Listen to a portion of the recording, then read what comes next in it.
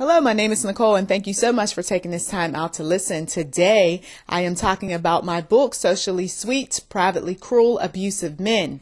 And the question I would like to ask my audience is, how does a socially sweet, privately cruel man make you feel?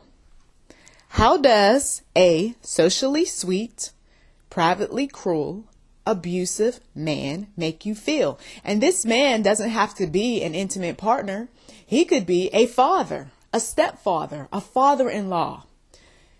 This man that you know to be out in the public, very sweet, very nice, very polite, very kind. But behind closed doors is stubborn, irritable, mean, arrogant, physically violent, emotionally abusive, will use his finances to control others. Well, I will tell you from personal experience, a socially sweet, privately cruel man makes me feel insecure, vengeful, angry, bitter, resentful, jealous. Because one thing about socially sweet, privately cruel men is they know how to win the public. They know how to pay everyone else attention but the people on the home front or the people who work closest to them. So you feel jealous. You feel like, wow, look at these folks. They really like him. Wish he would treat us better. Okay? Some folks who look at the title of this book, the Lord showed me in His Spirit, are just clicking past it. They're clicking past it because they're like, why do I want to read a book about abusive men? I already went through that, and I know there's going to be a lot of stuff in it that I don't want to deal with. Let bygones be bygones. I don't want my past coming back up again. No, that book's not for me. But the Lord told me that some of these folks, they do need this book because this book is a reminder of the things that they overlooked since meeting their new partners, Lord Jesus. You see, you become so enamored, so involved, so in love with the new person that you overlook signs. So sometimes you've got to go back down memory lane, so to speak, so that you don't get caught up again in a relationship that's going to make you go insane all over again. And some folks are headed down that pathway because familiarity is luring them down that pathway. He reminds me of someone. He's not as bad as the last guy or that one that hit me or that one that cheated on me or the one that took money from me.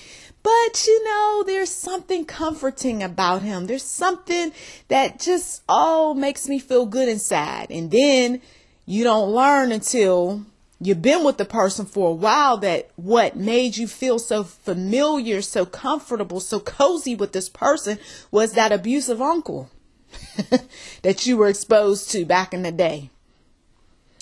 That controlling father-in-law from the last relationship. That crazy male cousin. No wonder you felt like you knew him. No wonder you felt like there was a connectedness there. No wonder. But sometimes females don't find these things out until 2, 5, 10 years later. And they recognize, here we go again. Here we go again. Now I see why I was so drawn to him. He even looks like the man that I knew when. Or he even talks like my father, or he reminds me of my stepdad. Okay. This is why some folks should have never clicked past this book. But that's okay. Because they're going to go through and one day they're going to have to teach and preach and do any number of things if God has chosen them. But they could have avoided some of the drama if they would have just got the book. Some of you all, please do get the book if you're dating. Okay? I can't stress it enough. It's not about any monies. It's about you being reminded of some of the foolishness that takes place early on with these socially sweet, right? Because he's being socially sweet with you, or he's being socially sweet with your friend or whoever you care about around you. But eventually, some of these men become privately cruel. And the signs are always there. These public charmers, private abusers, always leave some clues. Whether they're talking about people from the past and blaming them, or whether they are controlling, ignoring, giving you the silent treatment and other stuff.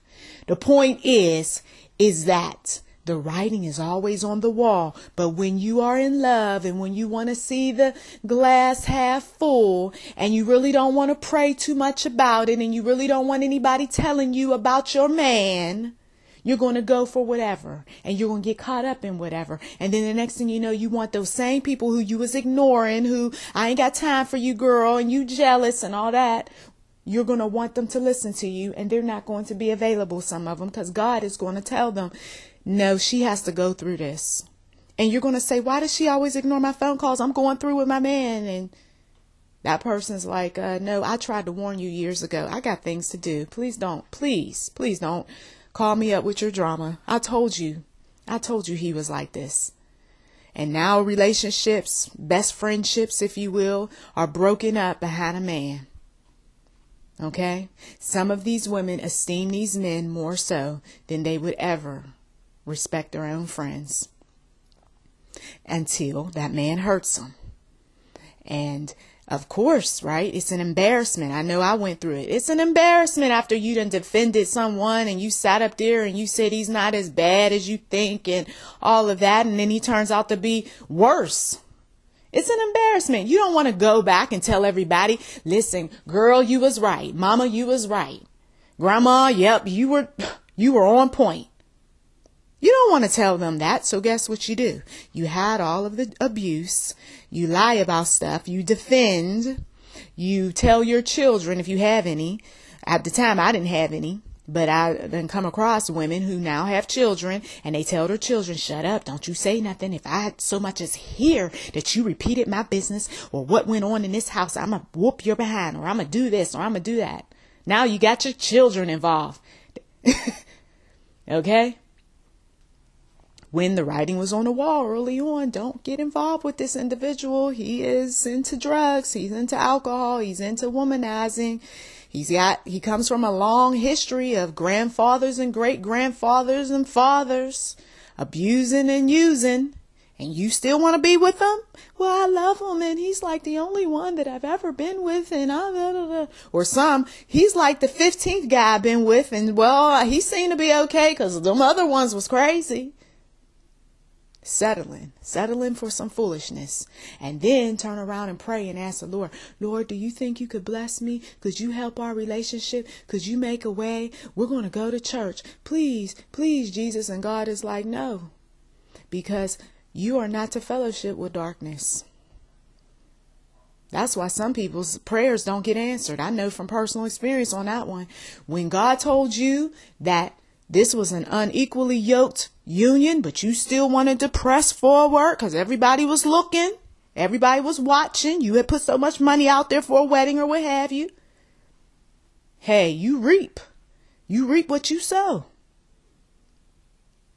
Oh, God does speak. Some of you all know this. That's why you're not going to argue with no message like this, because you know, you were told. You had grandmothers that told you, you had great grandmothers, you had cousins, or you had co-workers, or even the internet showed you through some articles. But you went on and did it anyway. And now I'm telling you that you've got to pray and you've got to fast and you've got to ask the Lord to just cause you to find a way out of no way. Okay? And stop holding on to foolishness and stop defending foolishness. And God will, though. He will. But you got to serve your time, though. I know I had to go through. and serve my time. You can check out that audio over on Daily Motion. Okay, Nicholl McGuire Media on Daily Motion. There's an audio over there about serving time. And some of you all, that's what's going on. Because, you know, once you do things, once you date certain people or get married to them, there's a certain period of time that you've got to learn them, and you've got to go through some trials and hopefully learn not to get mixed up with those type of folks again. Some people, they take a few months to figure it out. Other people take double digits in years. So please do check out Socially Sweet, Privately Cruel, Abusive Men.